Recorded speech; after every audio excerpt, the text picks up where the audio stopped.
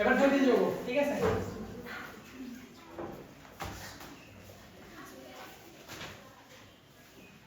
আচ্ছা, একইভাবে জটিল যৌগ আয়রন, আসুন তাহলে আয়রনের কয়টা? 5টা।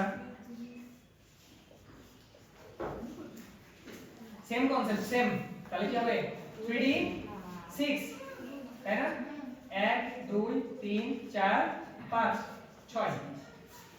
তাহলে একইভাবে জটিল যৌগ গঠনের টাইমে চিন্তা করো, এখানে কি আসবে? সায়ানাইড আসবে, ঠিক আছে? তাহলে একটা ফাঁকা অরবিটাল আর একটা কি অরবিটাল হবে? একটা কি অরবিটাল হবে? এই, ঠিক আছে? একটা ফাঁকা এটা হলো তোমার dxy dy dz, আর এখানে dx²-y²-dz²। এইবার চিন্তা করো, সায়ানাইডের মধ্যে কি আছে? ইলেকট্রন আছে। তাহলে এই ইলেকট্রনটা চিন্তা করো এখানে যাবে, এখানে যাবে। আচ্ছা, এই আয়নটা কেমন? এটা হলো হেক্সাসায়ানোফেরেট আয়ন। কি আয়ন? হেক্সাসায়ানোফেরেট আয়ন। হেক্সাসায়ানোফেরেট আয়ন। বলো তো এখানে আয়নের যোজনী কত বা চার্জ কত? দেখো সায়ানাইডের চার্জ কত হয়? সায়ানাইডের -1, সায়ানাইডের -1। তাহলে 6টার কত হবে?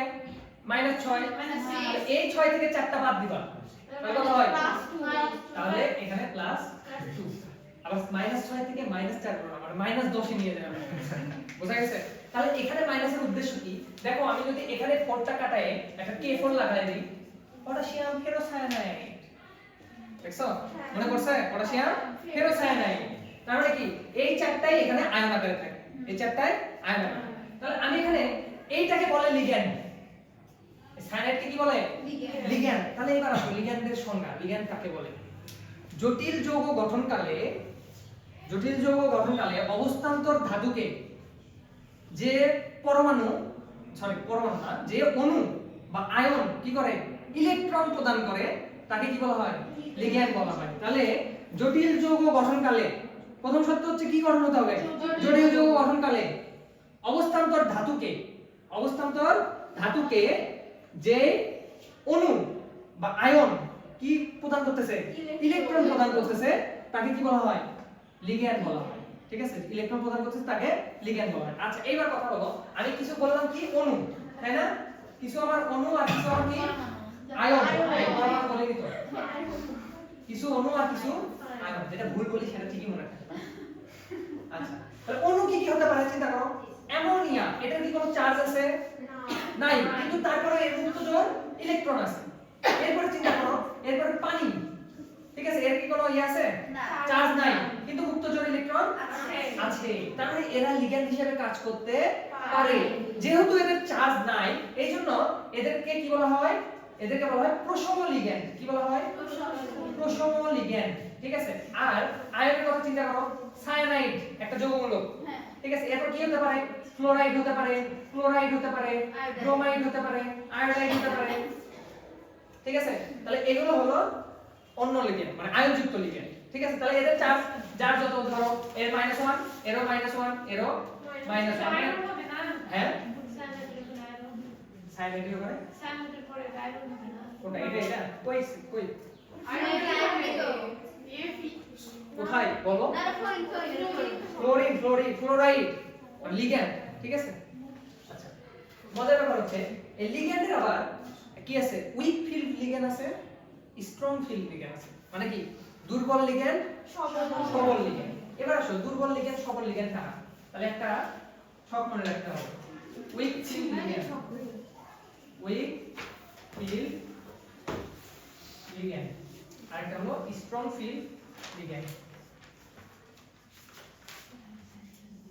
ছক না একটা ক্রম মনে রাখতে হবে। তাহলে উইক ফিল্ড লিগ্যান্ড কি কি আছে? পানি, এরপরে কি? Fluoride, bromide, iodide. এটা মনে রাখতে পারবে না? পানি, ফ্লোরাইড, ব্রোমাইড, আয়োডাইড। ঠিক আছে? এটা মনে থাকবে না? এটা দুর্বল। হ্যাঁ, এটা উইক ফিল্ড লিগ্যান্ড, দুর্বল। আর স্ট্রং ফিল্ড লিগ্যান্ড কারা আছে? স্ট্রং ফিল্ড লিগ্যান্ড দেখো, প্রথমে মনে রাখতে হলো সায়ানাইড। কি আছে? সায়ানাইড। আচ্ছা, এরপর আছে কি? এরপর আছে হলো তোমার সায়ানাইড আগে না, কোবাল্ট, কার্বনিল। ঠিক আছে আগে আছে হলো কার্বনিল CO, ঠিক আছে এরপর আছে সায়ানাইড, এরপর আছে ইথিলিন ডাইয়ামিন, এরপর আছে হলো তোমার অ্যামোনিয়া, ঠিক আছে ইথিলিন ডাইয়ামিন মানে কি সে EN ইথিলিন ডাইয়ামিন EN, ঠিক আছে কোবাল্ট এই জটিল যৌগে গেলে ভালো করে পড়াবো, এখন তো জটিল যৌগে যাইনি, বুঝছো এটা তো তোমার একটা জটিল যৌগে মানে ডি ব্লকের বৈশিষ্ট্য পড়ো। ইএন টা কি ইথিলিন ডাইয়ামিন স্যার ও কিছু না বুঝাচ্ছি না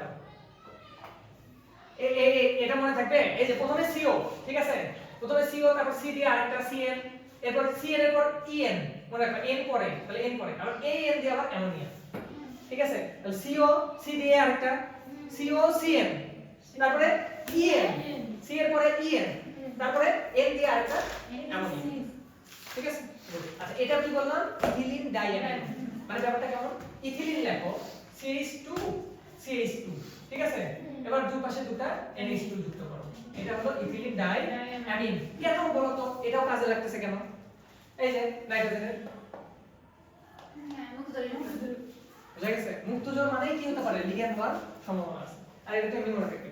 আচ্ছা এটা কেন বললাম উইক ফিল্ড লিগ্যান্ড আর strong field ligand, weak field ligand গুলো দিয়ে যে রঙিন যৌগ গঠিত হয় সেই রঙিন যৌগের বর্ণ হয় দুর্বল, মানে হালকা বর্ণ হয়, ঠিক আছে এটা গাঢ় হয় এটা হালকা বর্ণ, আর এটা কি হবে গাঢ় বর্ণ, শাবাশ বুঝা গেছে তাহলে একটা ধরো একটা হলো হালকা নীল, তাহলে আরেকটা কি হবে গাঢ় নীল, তাহলে উইক ফিল্ড লিগ্যান্ড দ্বারা সৃষ্ট রঙিন যৌগের কালার হবে হালকা আর ওইটা হবে গাঢ়, ঠিক আছে গুড আচ্ছা এটা তো জটিল যোগ পড়াচ্ছে তো রঙিন হ্যাঁ হ্যাঁ ওটা মানে ওখানে একটু মিস্তি ছিল এই জন্য এখানে পড়ে হয়েছে গুড লিগ্যান্ড বুঝছি লিগ্যান্ড এর ঝামেলা আছে আচ্ছা এই প্রসঙ্গ লিগ্যান্ডের ওখানে আরেকটা লেখো এটার নাম হলো কার্বনিল, এটার কোনো চার্জ নাই, এটা কিন্তু কার্বন মনোক্সাইড যৌগ না, এটার নাম কি কার্বনিল, এটা সাথে বলে জানি কার্বন মনোক্সাইড না কার্বন মনোক্সাইড ঠিক আছে বাট যখন তুমি লিগ্যান্ড হিসেবে ইউজ করবা কেন কারণ মুক্ত জোড় ইলেকট্রন আছে,